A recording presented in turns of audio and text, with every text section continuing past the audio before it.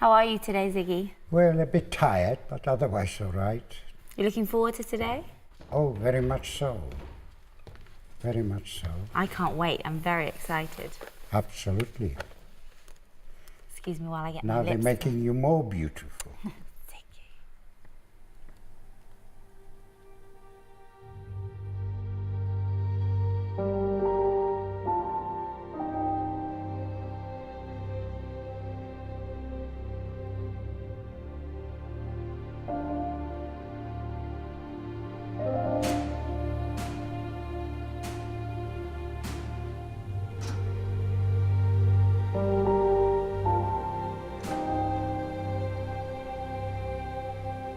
They took us to showers. They told us to undress. They said when we come out the other side, we get our clothes back. So they shaved everybody. We went into the shower. They put disinfectant on us. And when we came out the other side, we did get our clothes back. We got striped pajamas. That's what I got, with a number on it, 84,303. And I looked at myself and I said, now I've got absolutely nothing and nobody. I haven't even got a name. All I am is 84,303. Let's start with your early life, Ziggy. What happened? Tell me about it. I go back when I was, sort of 3-4 years old, and unfortunately my parents were divorced and my mother left us, and I was brought up by my grandparents. They were very Orthodox Jews, and to them divorce was worse than death. And I was growing up thinking that my mother was dead. Whenever I asked a question about it, I could never get an answer, but I didn't even remember my mother anymore. But I had a very good childhood up till then. We had a nice apartment. I even had my own bedroom, which was almost unheard of in Poland. And things were pretty good. Of course, in 1939, in September the 3rd, war was declared. By that time, half of Poland was already occupied by German troops. So within 6 weeks, the whole of Poland was occupied by German troops. And the day they came into our city, everything changed. First of all, no Jewish child was allowed to go to school. No Jewish teacher was allowed to teach. Even if he was teaching in a non-Jewish school, he wasn't allowed. Doctors, lawyers, accountants, engineers weren't allowed to practice their professions. There was a shortage of food already because the Polish farmers were scared to bring in the food, to come into the city. And every morning we used to get up. There were posters up on the wall. Certain things we're not allowed to do. Like one was we weren't allowed to use public transport. Many times a few soldiers were walking on the pavement and there was a Jewish man with a beard and they caught him. They cut his beard out. And if they were near a shop, they used to go in, get a bucket of water and made him wash the pavement for no reason at all, just to humiliate him.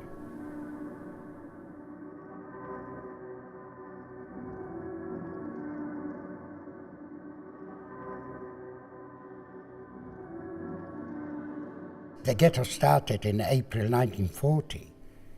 My grandfather, my grandmother and I, we had one solitary room. By April the 1st, the place was completely surrounded by barbed wire. The ghetto was run by Jewish people. We had our own police, our own doctors. Nothing was done by the Germans. Outside the ghetto, there were German SS guards. If you didn't go to work, you didn't get any food. You didn't get a ration card. Unfortunately, my grandfather was too ill to get a job by then, and he died within the first few weeks being in the ghetto. My grandmother got a job in tailoring. They were producing uniforms for the German army. I got a job in a metal factory. I worked 6 days a week there, from 7 in the morning, 7 in the evening. Lunchtime we used to get a soup. So it was like water with a few vegetables swimming around. If you were lucky and the chap that was giving out that soup liked you, he dug a bit deep and there was a piece of meat. It was horse meat, And everybody now, even whenever I tell that to people, they say to me, how could you eat it? I said, we would have eaten dogs, cats, anything. And all I was thinking is, when will I get that drop of soup? That's what hunger does to you. You're certainly not a human being. You're completely dehumanized. You don't care about anybody. What do you remember about your journey to Auschwitz? First of all, you know, when they were taking away so many people from the ghetto, they told us that they're taking them to go to work in Germany. When we arrived at the railway station, the first thing I said to my grandmother, I can't see any trains. She said, they're standing in front of you. I said, but they are cattle trucks. They're not for us. She said, there's nothing else. The guards opened those shutters of those on the trains and started to take us in, to pack us in there. There was no way you could sit down. There were so many people in it. People were choking. Every morning they were opening those shutters from the trains when the train stopped and taking out dead bodies. You know, and I discussed it not that long ago with my two daughters. And I said, you know, all my life something was bothering me. What did you do, they said. I said, absolutely nothing. But tell me something, how can a child of 14 hoping that people will die so he'll have room where to sit down? What has become of me?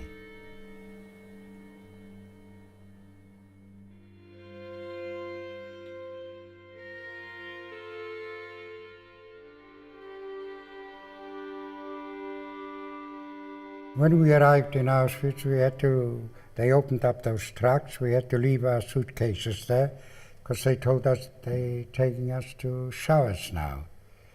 So we had to jump off the trains, and it was a beautiful day. It was sunny, but it was a bit hazy and with smoke. And there were big chimneys. And there was smoke coming out of the chimneys, and everybody thought that, you know, that they do their own baking here. They've got a bakery there. They do their bread and cakes and whatever else they did. But after a day or two, we found out what it was. It was for burning bodies that they killed in gas chambers, especially children and babies. Ziggy, describe the selection process if you can. Well, German SS guards were there, soldiers, you know, and they were pointing right, left, and all the people that went to the right were disabled people, old people, and children and women holding babies. So the German guards came over to the women and told them to put the baby down. If they didn't put them down, they tried to rip the child out of their arms. If they didn't succeed, they shot the baby. Now, how can anybody believe that? I'll never understand it. Ziggy, tell me about your number. My number was 84,303. And it's funny, I can never forget that number. Do you know, I forget my number from my credit card or debit card, but I can never forget 84,303 because that was my name.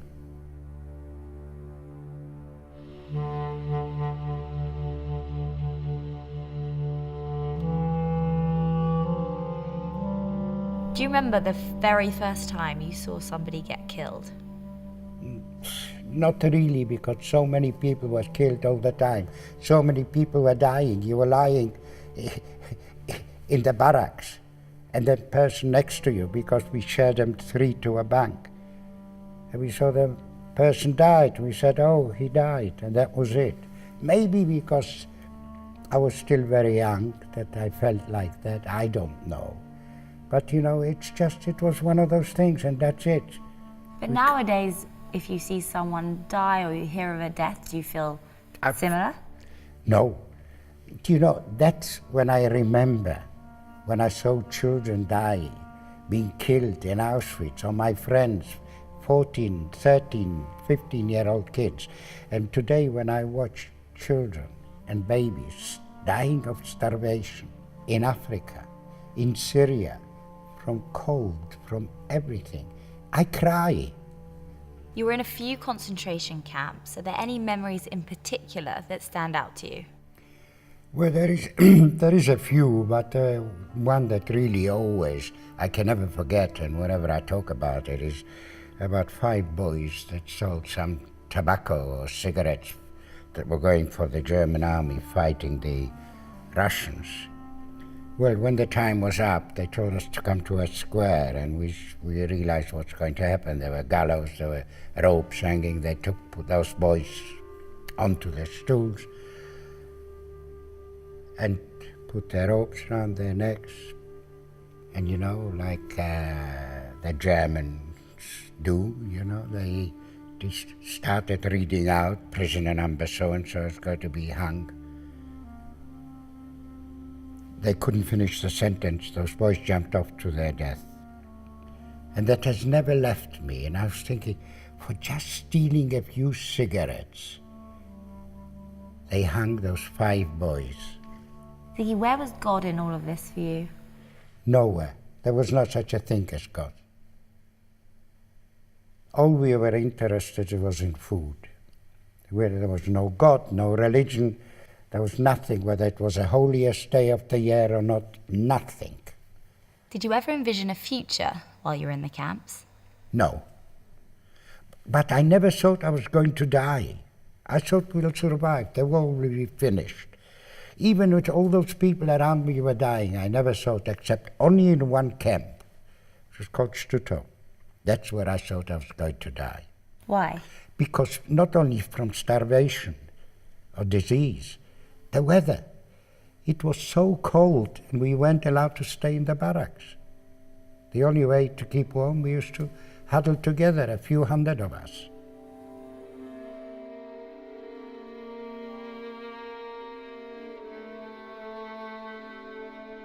We were taken on a death march, like all concentration camps, extermination camp.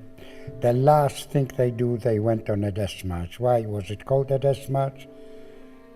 Very simple. Either you walked or you died. If you fell, they shot you. If you say you can't walk, they shot you. Anyway, my friends helped me to walk because I was very ill at the time. We had to walk 10 miles, 15 kilometers. And eventually we arrived in a place called Neustadt, which was a naval port, a German naval port. We thought, they're going to take us in the middle of the sea and explode those boats, and they will be the finish of it. So we were waiting, and then all of a sudden they started screaming and shouting and waving things. And then somebody said to us, look around you. You're surrounded by British tanks. What was the reaction? The reaction, well, we all went mad, you know. I remember crawling over to the tank. I said to him, Wasser, and he gave me water. This is the first water I drank in 7 days or so, after having a killer disease. What about food? Did you eat anything? The soldiers threw down a little parcel, and I had old people on top of me, wanted to take that. I managed to get out. My friends pulled me out or something, and we managed to share it. And we were sitting there waiting. We didn't know what to do. Then some British officers came, and they said, you are free now. And I survived, and I don't know.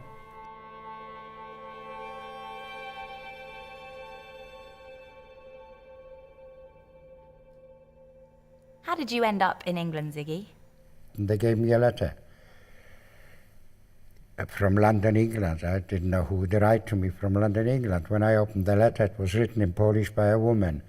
And she says she found my name on a Red Cross list. And she says she used to live in Poland, in the same city as me. And she had a son with the same name. And she remembered when her son was very young, 3 years old or even maybe younger, he burned himself on his left wrist. And she said, if I have the scar, she wants me to come to live with her in London. I looked at my friends, I said, I wouldn't go anyway. even if she is my mother. You are my family, not that lady there. She's a stranger to me. I don't know her. I don't even know what she looks like. Well, I was persuaded. I wrote to my mother and said, yes, I'll come, and it took her 10 months to get a visa for me, and eventually I arrived in Britain. Did you like it? The first 6 months were hell for me. It wasn't a question that I didn't like England. I liked London. It was very nice. But I missed my family, and it wasn't my mother. It's the people that I left in Hamburg before I came here. They were my family.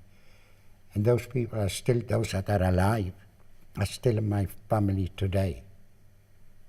Ziggy, how did you feel about God when you arrived in England? I still the same, you know. I did not want to know about God. I didn't believe, you know, on the holiest day of the Jewish calendar, which is Yom Kippur, Day of Atonement, you're supposed to fast 25 hours. All you're supposed to do is go to synagogue and pray. That day, for spite, I ate twice as much as normal. If there was greyhound racing, I used to go to greyhound racing. But you know, then you start thinking about it. I got older, I started thinking about it, and I thought, why do we always blame God for what we are doing? Where does it say, in what Bible, what in the Quran, or any, the Old Testament, the New Testament, it never says anywhere we should go and kill people. So why are we doing it? Not only Jews were killed, over 1 million Poles were killed. 50% of the gypsy population of Europe was wiped out. Jehovah's Witnesses were in the concentration camp, and most of them died. Gay people. There were even 900 German priests in the concentration camps. Why do you think you survived when so many others perished? I couldn't answer you there because I honestly don't know. The only thing I can think of, I was lucky. Anybody that survived the camps, the ghettos, was lucky. That's how I believe. Other people might say differently. I don't know, but I am convinced that it was pure luck.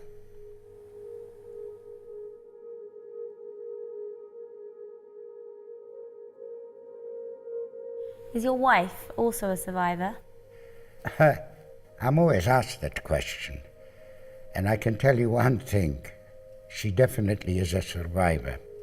Living with me for 61 years, she's more survivor than I am. How did you feel when you had children of your own? I can't describe it. You know, when my first daughter was born, it was the greatest thing in my life. Do you know, I went to hospital, and the nun came over to me. It was run by nuns in them days. And she came over to me and gave me that bundle. And she said, this is yours. You know, I just couldn't believe it. I just cried, and I went over to my wife, and I said, at last we've got something that is ours. And of course, I had another daughter. We had another daughter, and then 6 grandchildren, 4 grandsons, 2 granddaughters, and now a great-grandson. And I cannot believe how lucky I was. When you think about your captors today, how do you feel? Well, the people that actually done it, I feel terrible.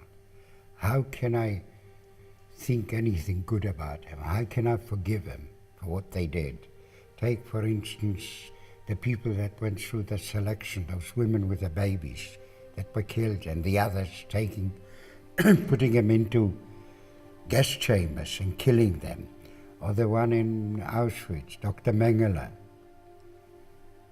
It was killing babies, doing operation on children, on babies, throwing them in ice cold water to see how long they'll survive. I just cannot understand it. How can human beings, doctors, lawyers, accountants, engineers, do that daytime and in the evening sit down with their wives and children and listen to music and having their dinner, knowing what they did a few hours before? killing babies. I will never, never understand it. Do you have any ill feeling towards the German people today? Well, you know, it's such a long time, but I don't even think about them. But, you know, when I think and when people say to me, do you hate the German people? I don't hate the German people. Why should I hate you? Because your father might have committed, your great-grandfather might have committed murder or committed crimes. It's not your fault. Do you forgive the Nazis then for what they did? No. That I can never do. I feel if there is a God, he can do it. If the dead people can do it, let them do it. I feel I haven't got the right to forgive. That's how I feel. Why do you feel it's so important that your story gets heard? It is so important for young people to know what happened between especially in the 30s, right up in the Second World War. Because I want young people to spread that story.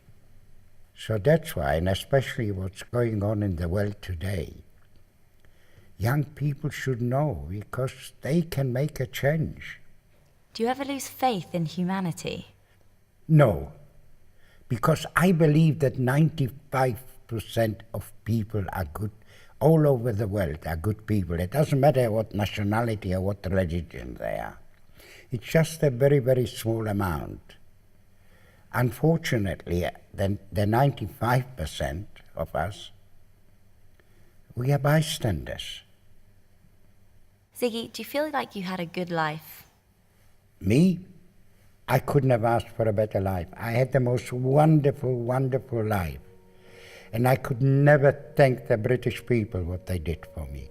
First of all, those young boys, the soldiers. They saved my life, but I'm alive today because of them, but not only me. My children, my grandchildren, my great-grandson are alive because of those boys. I moved on and it gave me life, you know. I mixed with so many people, so many nationalities, and I realized we are all the same.